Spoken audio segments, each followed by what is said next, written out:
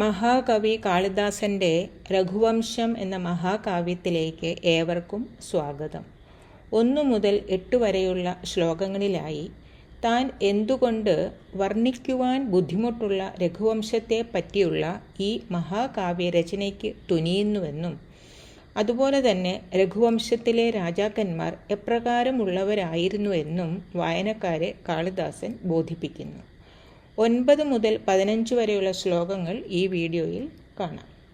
9-ാമത്തെ ശ്ലോകത്തിൽ തൻ്റെ മഹാകാവ്യം എല്ലാ സജ്ജനങ്ങളും കേൾക്കണമെന്ന് അഭ്യർത്ഥിക്കുന്നു. അതിൻ്റെ കാരണവും അദ്ദേഹം വിശദീകരിക്കുന്നു. 10 മുതൽ 15 വരെയുള്ള ശ്ലോകങ്ങൾ രഘുവംശത്തിലെ പ്രസിദ്ധനായിരുന്ന ദിലീപ് എന്ന രാജാവിൻ്റെ ഗുണഗണങ്ങളെപ്പറ്റി വർണ്ണിക്കുന്നു.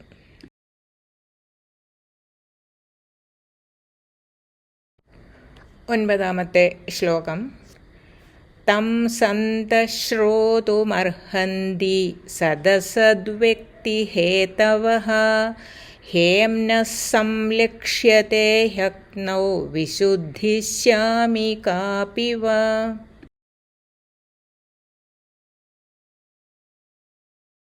ശ്ലോകത്തിൻ്റെ അർത്ഥം നോക്കാം. ഒരു ശ്ലോകത്തിന് ഗദ്യരൂപത്തിലേക്കാക്കുന്നതിനെയാണ് നമ്മൾ അന്വയരചന എന്ന് പറയുന്നത്. അതിന് ആദ്യം ചെയ്യേണ്ടത് ആ ശ്ലോകത്തിലെ പദങ്ങളെയെല്ലാം പദങ്ങളെയെല്ലാം ഛേദിച്ച് എഴുതുക.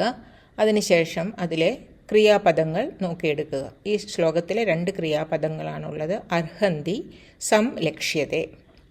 ആദ്യത്തെ ക്രിയാപദം എടുക്കാം, അർഹന്തി.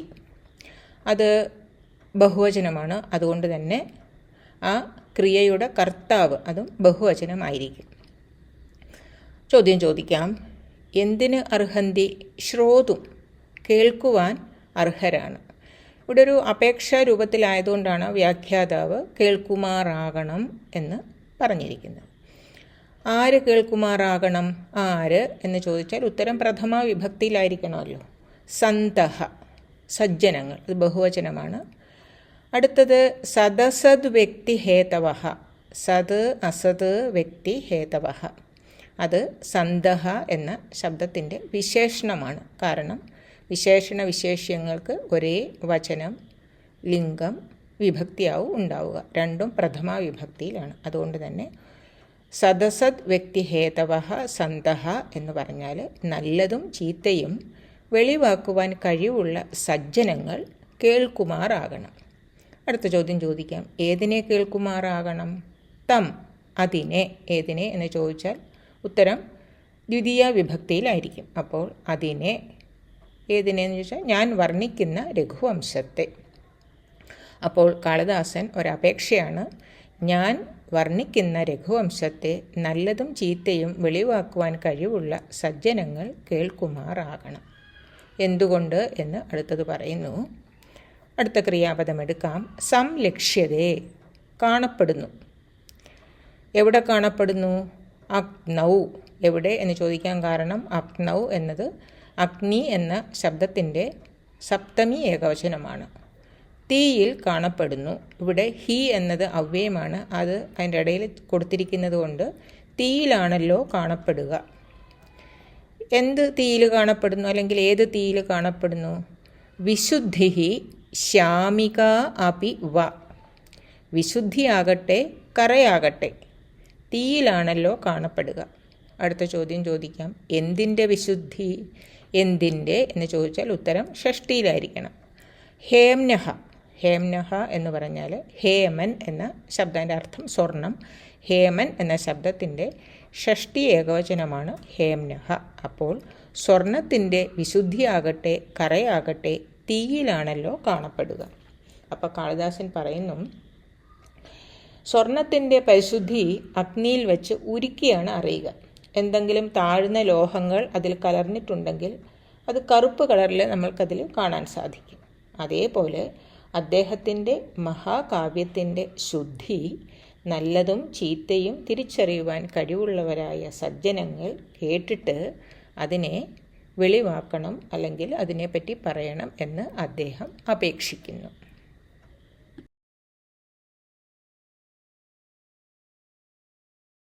10-ാമത്തെ ശ്ലോകം.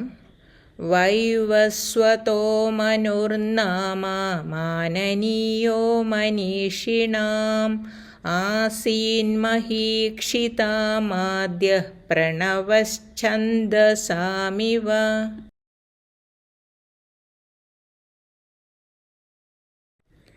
ശ്ലോകത്തിൻ്റെ അർത്ഥം നോക്കാം. ഈ ശ്ലോകത്തിലെ ക്രിയാപദം ആസീത്. ആസീത് എന്ന് പറഞ്ഞാൽ അത് ഭൂതകാല ക്രിയാപദമാണ്. ഉണ്ടായിരുന്നു അല്ലെങ്കിൽ ഉണ്ടായി എന്നാണ് എൻ്റെ അർത്ഥം. ആദ്യഃ ആസീത്, ആദിമനായിട്ടുണ്ടായി. അടുത്ത ചോദ്യം ചോദിക്കാം. ആർക്ക് ആദിമനായിട്ടുണ്ടായി? മഹീക്ഷിതാം. ആർക്ക് എന്ന് ചോദിച്ചാൽ ഉത്തരം ഷഷ്ടിയിലായിരിക്കണമല്ലോ. അപ്പോൾ മഹീക്ഷിതാം എന്നത് ഷഷ്ടി ബഹുവചന പദമാണ്. അരചന്മാർക്ക് ആദിമനായിട്ടുണ്ടായി.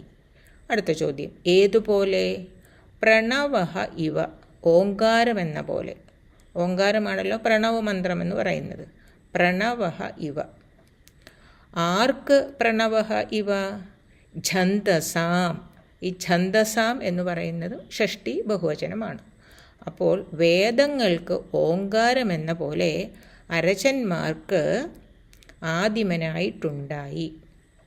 ആര് ഉണ്ടായി? ആര് എന്ന് ചോദിച്ചാൽ ഉത്തരം പ്രഥമയിലായിരിക്കണം. വൈവസ്വതഃ നാമ മനുഹു. വൈവസ്വതൻ എന്ന മനു, അത് പ്രഥമ വിഭക്തിയിലാണ്. ഇനി അടുത്തത് മനുവിൻ്റെ വിശേഷണമാണ്. അത് വിശേഷണമെന്ന് നമുക്ക് എങ്ങനെ അറിയാവുന്നത്? മാനനീയഃ, അതും പ്രഥമ വിഭക്തിയിലാണ്. വിശേഷണ വിശേഷ്യങ്ങൾക്ക് എപ്പോഴും വചനം, വിഭക്തി, ലിംഗം എല്ലാം ഒന്നു തന്നെയായിരിക്കും. അപ്പോൾ എങ്ങനെയുള്ള വൈവസ്വത മനുഹു? മാനനീയഃ, ബഹുമാന്യനായ. ആർക്ക് ബഹുമാന്യനായ? മനീഷിണാം, ബുദ്ധിമാന്മാർക്ക്. ആർക്ക് എന്ന് ചോദിക്കാൻ കാരണം മനീഷിണാം എന്നത് ഷഷ്ടി ബഹുവചനത്തിലുള്ള പദം ആയതിനാലാണ്. അപ്പോൾ അർത്ഥം നോക്കാം. ബുദ്ധിമാന്മാർക്ക് ബഹുമാന്യനായ വൈവസ്വതനെന്ന മനു വേദങ്ങൾക്ക് ഓങ്കാരമെന്ന പോലെ അരചന്മാർക്ക് ആദിമനായിട്ടുണ്ടായി. അപ്പോൾ വ്യാഖ്യാതാവ് പറയുന്നു, വിവസ്വാന് ത്വഷ്ടാവിൻ്റെ മകളായ സംജ്ഞയിൽ ഉണ്ടായ പുത്രനാണ് വൈവസ്വത മനു. അദ്ദേഹമാണ് ആദ്യത്തെ രാജാവായതും രാജധർമ്മങ്ങളെ വ്യവസ്ഥാപിച്ചതും.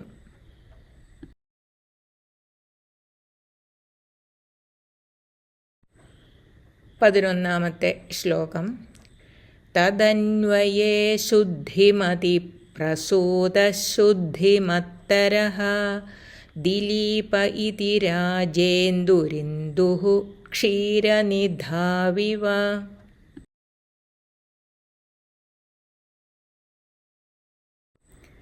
ശ്ലോകത്തിൻ്റെ അർത്ഥം നോക്കാം. ക്രിയാപദം പ്രസൂതഃ ആസീത്, വന്നു പിറന്നു.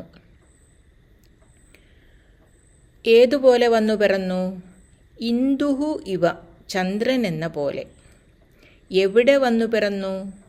ക്ഷീരനിധൗ. ക്ഷീരനിധൗ എന്ന് പറയുന്നത് ക്ഷീരനിധി എന്ന ശബ്ദത്തിൻ്റെ സപ്തമി ഏകവചനമാണ്. അതുകൊണ്ടാണ് നമ്മൾ എവിടെ എന്ന് ചോദിക്കുന്നത്. എവിടെ എന്ന് ചോദിച്ചാൽ ഉത്തരം സപ്തമിയിലായിരിക്കുമല്ലോ. ക്ഷീരനിധൗ ഇന്ദുഹു ഇവ, പാലാഴിയിൽ ചന്ദ്രൻ എന്ന പോലെ വന്നു പിറന്നു. അടുത്ത ചോദ്യം ചോദിക്കാം. ആര് വന്നു പിറന്നു? ദിലീപഃ ഇതി രാജേന്ദുഃ. ദിലീപൻ എന്ന രാജേന്ദ്രൻ. ഇവിടെ ദിലീപഃ രാജേന്ദുഃ, ഇത് രണ്ടും പ്രഥമ വിഭക്തിയിലാണ്. അതുകൊണ്ടാണ് ആര് എന്ന് നമ്മൾ ചോദിക്കുന്നത്. ദിലീപഃ ഇതി രാജേന്ദുഃ ക്ഷീരനിധൗ ഇന്ദുഃ ഇവ പ്രസൂതഃ ആസീത്. ഇനിയും ആ ദിലീപൻ എന്ന രാജാവിൻ്റെ വിശേഷണമാണ്. എങ്ങനെയുള്ള ദിലീപഃ? ശുദ്ധിമത്തരഃ, ഏറ്റവും വിശുദ്ധനായ. ഇവിടെ ശുദ്ധിമത്തരഃ എന്ന് പറയുന്നത് പ്രഥമ വിഭക്തി ഏകവചനമാണ്. അതുകൊണ്ടാണ് നമ്മൾ അതിൻ്റെ ദിലീപഃ എന്ന പദത്തിൻ്റെ വിശേഷണമായിരിക്കുമെന്ന് പറയുന്നത്. അടുത്ത ചോദ്യം ചോദിക്കാം. എവിടെ വന്നു പിറന്നു? തദന്വയേ. തത് അന്വയേ, അദ്ദേഹത്തിൻ്റെ വംശത്തിൽ എന്ന് പറഞ്ഞാൽ രഘുവംശത്തിൽ. ഇവിടെ എവിടെ എന്ന് ചോദിക്കാൻ കാരണം തദന്വയെ എന്നത് സപ്തമി ഏകവചനമാണ്. അതിനാലാണ് എവിടെ എന്ന് ചോദിക്കുന്നത്. ഇനി എങ്ങനെയുള്ള വംശത്തിൽ? ശുദ്ധിമതി. കാരണം ഈ ശുദ്ധിമതി എന്ന് പറയുന്നത് സപ്തമി ഏകവചനമാണ്. തദന്വയെ എന്ന പദത്തിൻ്റെ വിശേഷണമാണ്. അപ്പോൾ ശ്ലോകത്തിൻ്റെ അർത്ഥം, വിശുദ്ധമായ അദ്ദേഹത്തിൻ്റെ വംശത്തിൽ ഏറ്റവും വിശുദ്ധനായ ദിലീപൻ എന്ന രാജേന്ദ്രൻ പാലാഴിയിൽ ചന്ദ്രൻ എന്ന പോലെ വന്നു പിറന്നു.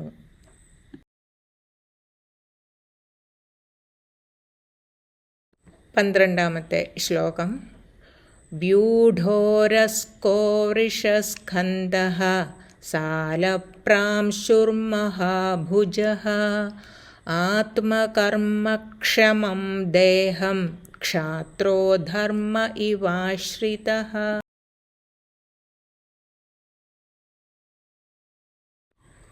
ശ്ലോകത്തിൻ്റെ അർത്ഥം നോക്കാം. 12 മുതൽ 15 വരെയുള്ള ശ്ലോകങ്ങൾ തുടർച്ചയായി വരുന്നതാണ്. അതുകൊണ്ട് തന്നെ ക്രിയാപദം 15ാമത്തെ ശ്ലോകത്തിലാവും ഉണ്ടാവുക. എന്നിരുന്നാലും നമ്മൾക്ക് ഈ ഓരോ ശ്ലോകങ്ങളും അന്വയിപ്പിക്കണം. അതിനു വേണ്ടിയിട്ട് നമ്മൾക്ക് ക്രിയാപദങ്ങൾ ചേർത്ത് കൊടുക്കാവുന്നതാണ്. ഇവിടെ സ്ഥിതഃ എന്നൊരു പദം നമ്മൾ ചേർത്ത് കൊടുക്കുന്നു. സ്ഥിതഃ ആസീത്, അങ്ങനെ ഇരുന്നിരുന്നു, അങ്ങനെ ആയിരുന്നു എന്നെല്ലാമാണ് അർത്ഥം. അപ്പോൾ ഈ ശ്ലോകത്തിൽ ദിലീപൻ എന്ന രാജാവിൻ്റെ ശരീര വർണ്ണനയാണ്. ഒരു ക്ഷത്രിയനാണ് അദ്ദേഹം. അതുകൊണ്ട് തന്നെ ക്ഷത്രിയ ധർമ്മം നിർവഹിക്കുവാൻ തക്കവണ്ണമുള്ള ഒരു ശരീരമായിരുന്നു അദ്ദേഹത്തിന് ഉണ്ടായിരുന്നത്. അതിനെപ്പറ്റിയുള്ള വർണ്ണനയാണ്. വ്യൂഢോരസ്കഃ വിരിഞ്ഞ മാറും, വൃഷസ്കന്ധഃ കാളയ്ക്കൊത്ത ചുമലും, സാലപ്രാംശുഹു സാലവൃക്ഷത്തിനൊത്ത ഉയരവും, മഹാഭുജ വലിയ കൈകളും പൂണ്ട്, ആത്മകർമ്മക്ഷമം ദേഹം തൻ്റെ കർമ്മത്തിന് തക്ക ശരീരമെടുത്ത, ക്ഷത്രിയ ധർമ്മത്തിന് തക്ക ശരീരമെടുത്ത, ആശ്രിതഃ ക്ഷാത്രഃ ധർമ്മഃ ഇവ സ്ഥിതഃ ക്ഷത്രിയ ധർമ്മമോ എന്ന് തോന്നും വണ്ണം ഇരിക്കുന്നവനും. അടുത്ത ശ്ലോകം ഇതിൻ്റെ തുടർച്ചയാണ്. അപ്പോൾ യുദ്ധം, നായാട്ട് മുതലായ രാജധർമ്മങ്ങൾ അനുഷ്ഠിക്കാൻ ശേഷിയുള്ള ശരീരമെടുത്തവനായിരുന്നു അദ്ദേഹം എന്ന് കാളിദാസൻ വർണ്ണിക്കുന്നു.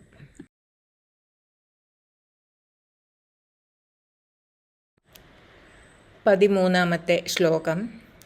സർവാതിരിക്തസാരേണ സർവതേജോഭിഭാവിന സ്ഥിതഃ സർവോന്നതേനോർവീം ക്രാന്ത്വാ മേരുരിവാത്മന.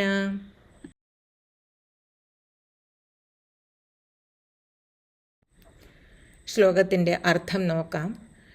ശ്ലോകത്തിൽ ആസീത് എന്നത് ക്രിയാപദം നമ്മൾ ചേർത്ത് കൊടുക്കുകയാണ്. സ്ഥിതഃ ആസീത് സ്ഥിതി ചെയ്തിരുന്നവൻ ആയിരുന്നു എന്ന് അർത്ഥം. എന്ത് ചെയ്തുകൊണ്ട് സ്ഥിതി ചെയ്തിരുന്നവൻ? ക്രാന്ത്വ അടക്കി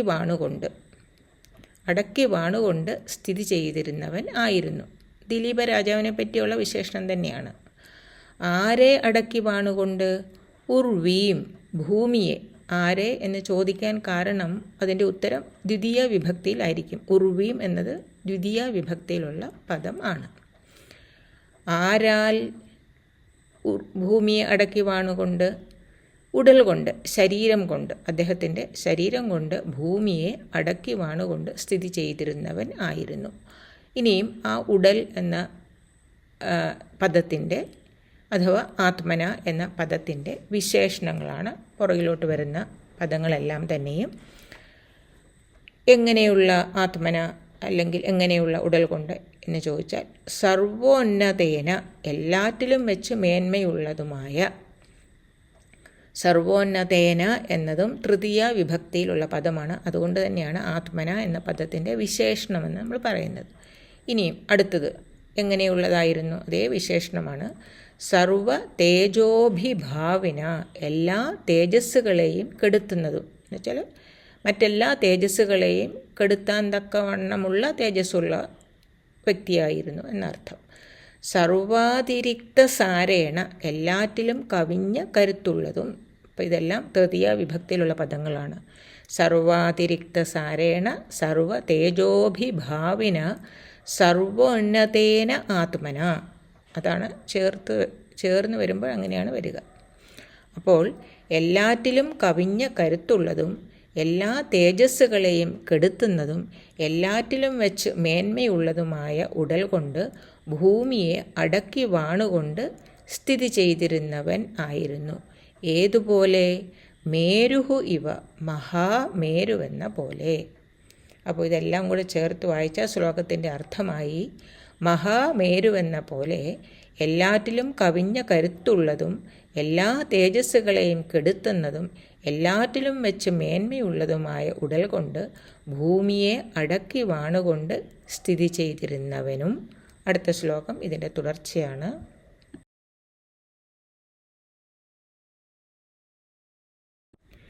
ശ്ലോകം 14. ആകാരസദൃശ പ്രജ്ഞഃ പ്രജ്ഞയാ സദൃശാഗമഃ ആഗമൈ സദൃശാരംഭ ആരംഭ സദൃശോദയഃ.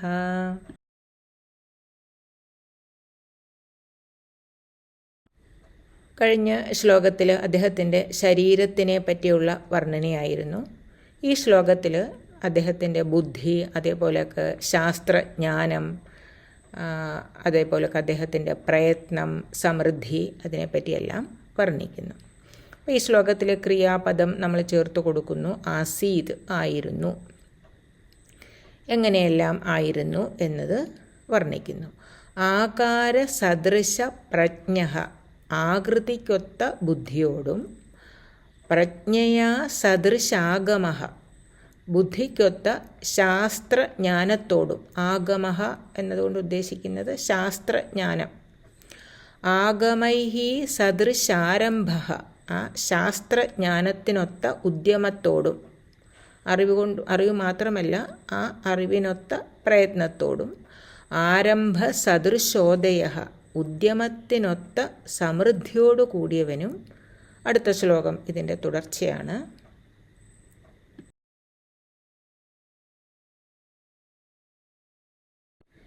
ശ്ലോകം 15. ഭീമകാന്തൈർനൃപഗുണൈഃ സബഭൂവോപജീവിനാം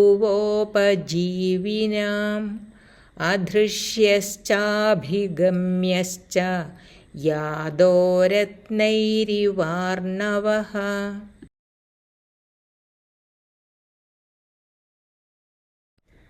ശ്ലോകത്തിൻ്റെ അർത്ഥം. 12 മുതൽ ഉള്ള ശ്ലോകങ്ങൾ തുടർച്ചയായി വരുന്നതാണ്. അത് ഈ ശ്ലോകത്തോട് അവസാനിക്കുന്നു. അതുകൊണ്ട് തന്നെ ക്രിയാപദം ഈ ശ്ലോകത്തിൽ കൊടുത്തിട്ടുണ്ട്. ക്രിയാപദം ബഭൂവ, ആയിത്തീർന്നു. അപ്പോൾ ആര് ആയിത്തീർന്നു? അദ്ദേഹം, ദിലീപൻ എന്ന രാജാവ്. സഹ, അദ്ദേഹം ആയിത്തീർന്നു. ഇനിയും അദ്ദേഹത്തിൻ്റെ ഗുണങ്ങൾ പറയുകയാണ്. അദ്ദേഹം എങ്ങനെയുള്ള ആളായിരുന്നു എന്ന് പറയുന്നു. അഭിഗമ്യഹച, അടുത്തു ചെല്ലുവാൻ സാധിക്കുന്നവനും. അദൃശ്യഹച, വശംവദനാക്കുവാൻ സാധിക്കാത്തവനും. ഇത് രണ്ടും അദ്ദേഹത്തിൻ്റെ ഗുണങ്ങളാണ്. രണ്ടും പ്രഥമ വിഭക്തി ഏകവചന പദങ്ങളാണ്. സഹ എന്ന പദത്തിൻ്റെ വിശേഷണങ്ങളാണ്. അദൃശ്യഃ ച അഭിഗമ്യഃ ച, വശംവദനാക്കുവാൻ സാധിക്കാത്തവനും അടുത്തു ചെല്ലുവാൻ സാധിക്കുന്നവനും ആയിത്തീർന്നു. ആർക്ക്? ഉപജീവീനാം, ഉപജീവികൾക്ക്. ഏതുപോലെ? അർണവഃ ഇവ, സമുദ്രമെന്ന പോലെ. ഇനി എപ്രകാരമുള്ള സമുദ്രം? സമുദ്രത്തിനെ പറ്റിയുള്ള ഒരു വിശേഷണം പറയുകയാണ്. യാദോ രത്നൈഹി അർണവഃ ഇവ, ജലജന്തുക്കളെ കൊണ്ടും രത്നങ്ങളെ കൊണ്ടും ഉള്ള സമുദ്രമെന്ന പോലെ. യാദഹ എന്ന് പറഞ്ഞാൽ ജലത്തിലുള്ള അപകടകാരികളായ ജന്തുക്കളെയാണ് യാദഹ എന്ന് പറയുക. സമുദ്രത്തിൽ ധാരാളം മനോഹരങ്ങളായ രത്നങ്ങളുണ്ടെന്നാണ് വെപ്പ്. അതുകൊണ്ടാണ് രത്നാകരൻ എന്ന ഒരു പര്യായ പദം കൂടെയുണ്ട് സമുദ്രത്തിന്. അപ്പോൾ അങ്ങനെയുള്ള ഒരു സമുദ്രം പോലെ ആണ് രാജാവെന്ന് പറയുന്നു. രാജാവിൻ്റെ ഗുണം എന്താണ്? ഭീമകാന്തൈഹി നൃപഗുണൈഹി, ഭയങ്കരങ്ങളും മനോഹരങ്ങളുമായ രാജഗുണങ്ങളെ കൊണ്ട്.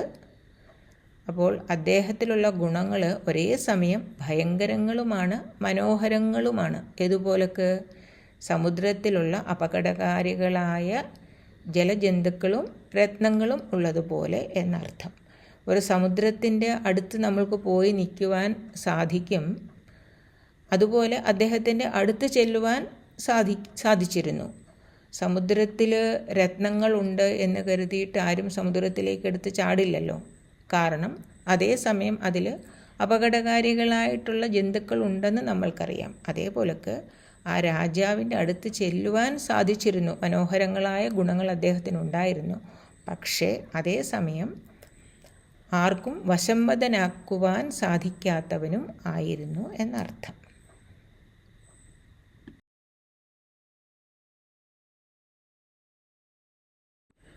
15-ാമത്തെ ശ്ലോകത്തോടുകൂടി വീഡിയോ അവസാനിപ്പിക്കാം. 16 മുതലുള്ള ശ്ലോകങ്ങളുമായി വീണ്ടും കാണാം. അതുവരേക്കും എല്ലാവർക്കും നന്ദി, നമസ്കാരം. വീഡിയോ ഇഷ്ടപ്പെട്ടെങ്കിൽ ലൈക്ക് ചെയ്യുക, കമൻറ്റ്സ് രേഖപ്പെടുത്തുക. രാമ രാമ രാമ രാമ രാമ നാമ താരകം രാമകൃഷ്ണ വാസുദേവ ഭക്തിമുക്തിദായകം ജാനകീ മനോഹരം സർവലോകനായകം ശങ്കരാദിസേവ്യമാന പുണ്യനാമകീർത്തനം.